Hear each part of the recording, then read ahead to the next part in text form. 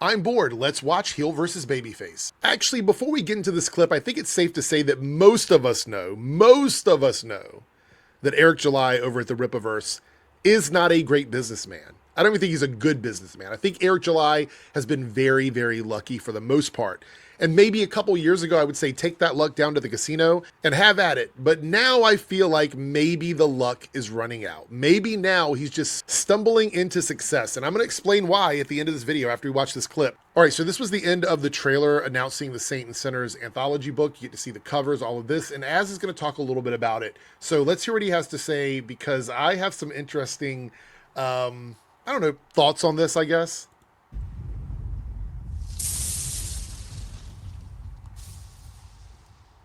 Holy, I cannot believe I finally get to talk about this project. It's so weird. Did Az sell all of his toys? What is going on in his background? Every time I seem to tune into Az, it's like more and more of his stuff disappears. I want to know the lore on this. Can anybody let me know what's happening here? It's like it's just a white wall. Is he living in a closet in someone's house? This doesn't even look like his place. Is he traveling? It's just a little strange. Normally his wall is filled up with Rippaverse stuff and his neon sign. And I have watched over, like, the clips that I've seen over time, it's like a little bit disappears. Is he selling off of all of his stuff? I don't know. Saints and Sinners, the latest release from the Rippaverse, because this is something which has actually been ongoing now for best part of a year. It was June of last year that I was approached by the Soska sisters to see. So he was approached. So this is really interesting. Remember how I made the video and I talked about, like, Az, I've not known Az to be a writer. What qualifications does Az have to do anything writing wise or anything related to comic books? Because Az is a game guy. Like, he's primarily like, if Az were going to work on something game related, as much as I would hate it, I'd say I guess it seems like a fit for Az. He's a game guy, right? But the Soska sisters last year, June of last year, approached Az about doing something, and that's really interesting to me. What is it that Az brings to the table for the Rippaverse other than a social media following? Well, he's friends with Eric. So that's one thing. Eric wanted to have his friend involved with stuff, especially since Az has done nothing but kissed Eric's ass and sucked his toes and groomed his beard when it is groomed over the last 2 or 3 years about with the Rippaverse. And that's really it. This is a guy who doesn't like pronouns, and now he's going to be writing a story. He's going to be writing a story about a girl boss, a woman, as a lead character when they've done nothing but complained about women being the leads of anything. And he's taking the job from women. Women are the ones that have hired him. The Soska sisters have hired him to do this. This is like a scenario that he would scream about if anybody else were involved with it. He would scream about this. It would be a problem. So he took the job. So this tells me that Az, at least from what I can tell here, had no desire to write anything. It wasn't like Az wrote a short story and said, oh, I came up with a story and the Soska sisters liked it, or Eric liked it and he decided to give me the job. No, they just hired Az. The desperation in this is crazy. All of the other comic book writers out there, you mean to tell me, even with the ones that you got in this anthology, the ones that have actually written stuff before, that you picked Az out of everyone in your circle to come in and write this story? And he didn't ask for this? You just picked him to do this? It's a little weird. See whether or not I'd be interested in writing a short story for this book. And the fact that we've been able to keep it secret for so long is a mystery unto itself. It's not really. So this is what happens when nobody cares about something. You know how these guys always go, nobody cares about Marvel, nobody cares about DC, but they're always talking about it. There's always hints about it. There's teases about it. You see things rumbling in the background. There's scoopers trying to get information out there. You find out that this person might be attached to that project. All of these things show that there is interest in those. If no one cares about something or no one cared about something, past tense, this is what would happen. You would have no trouble keeping it a secret because nobody's even looking for it. Nobody's looking for it.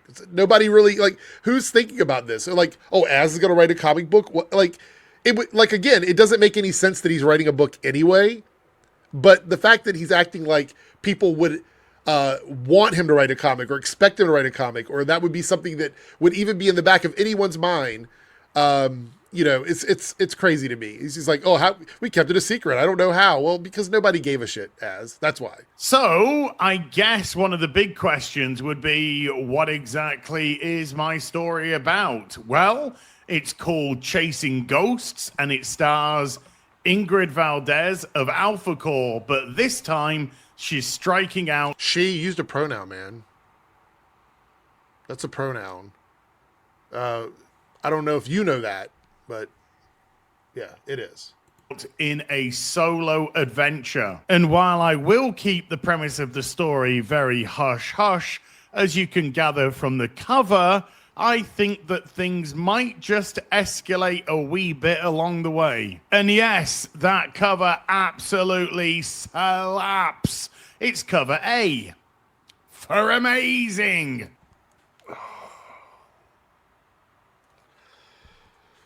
The secondhand cringe on that is so hard. Let's run that back. It's cover A for amazing. It's cover A for amazing. Give me Go a buy break. it right now. Oh my what God. I can tell you though is that Awful. Ingrid finally gets This herself art. some tech, as she isn't able to fly like the rest of the Alpha Core. So the story so far, what he's pitching is that Ingrid gets something that helps her fly. Something that could have been in one panel of another comic. This is what I'm talking about when I'm saying, like, people like this don't know what they should be writing about or the stories they should be writing. Like, does anybody really care about a story where Ingrid is going to be getting a motorcycle or a helicopter or something like that? Just like when she comes back in the next issue, in one panel you can say, hey, we had this bike made for you and it can fly, so now we don't have to carry you around everybody. Okay, awesome. She gets on the bike and then we get to see her using it in the story. We don't need a whole story explaining, like, her getting something that helps her fly. That's just a waste of time. It's a Look, if this is the throwaway story they want to give it makes sense to me. It totally makes sense to me.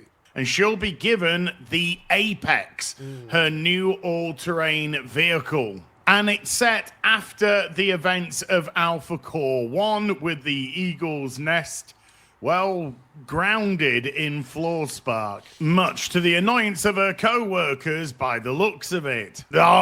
Screw it. There's nobody here to stop me. So this is what actually happens, right? Shh. NDA.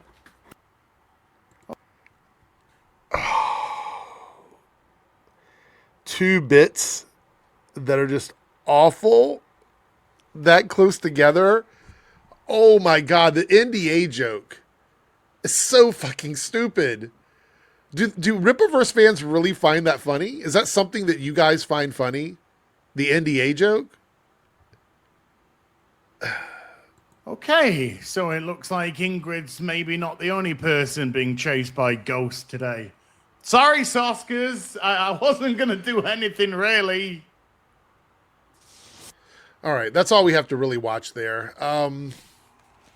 Okay, that was incredibly cringe. But let's talk about this here, which is the Saints and Sinners campaign, and why I think Eric July may have stumbled into the perfect storm for dealing with all of the social media shit that he gets himself into. So right now the sales are 4,632 total books sold with 165,000 total sales, which, I'm going to be honest, seem a little low to me considering the amount of people connected to this book. I feel like it should have been a little bit more than that. It's doing much better than the Yellow Flash book. Much better. But there's a lot more names attached to this. I mean, you have five, six different people in the writing seat. So I thought it could do better than that. But let me explain to you why this is a good thing for Eric, okay? So having Heel versus Babyface attached to a book with a bunch of other people means that you can't use that against Eric as a negative for why a comic book didn't sell. Essentially, if he would have given an individual book to Heel versus Babyface, giving him like a one-off story like Horseman or something like that, If he would have done that and it would have underperformed, then it would have made him look bad for bringing his friend on, because then it would have been, it would have been nowhere to hide in that regard. But since there's so many people attached to this, you can't point to one person and say that's the reason this isn't selling, just like you can't point to one person and say that's the reason why this is selling.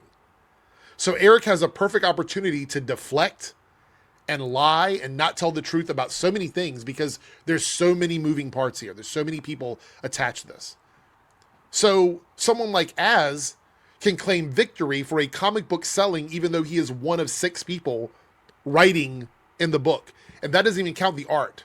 That's just the writing aspect of it. So how many of these $165,000, 4,632 books sold, how many of those are connected to the Critical Drinker specifically? Are they, when people are buying it, are they saying, I'm buying it for this particular person? What about MauLer or the Saska sisters or Eric? How many of those people are buying it specifically for one person because that one story is in a book with a bunch of other people's stories? So this is a really great thing for Eric, because the chance of it succeeding financially for them was pretty high, considering the amount of people they have on the book. And anyone else that is kind of being drug along by those names would not necessarily hurt the book, because no one's not going to buy it because Az is in it. They're only going to buy it because someone else is in it. So it's a perfect storm for Eric July.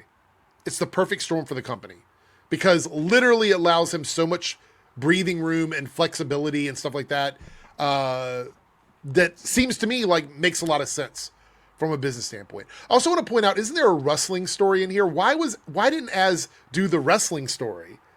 HeelvsBabyFace is connected to wrestlers.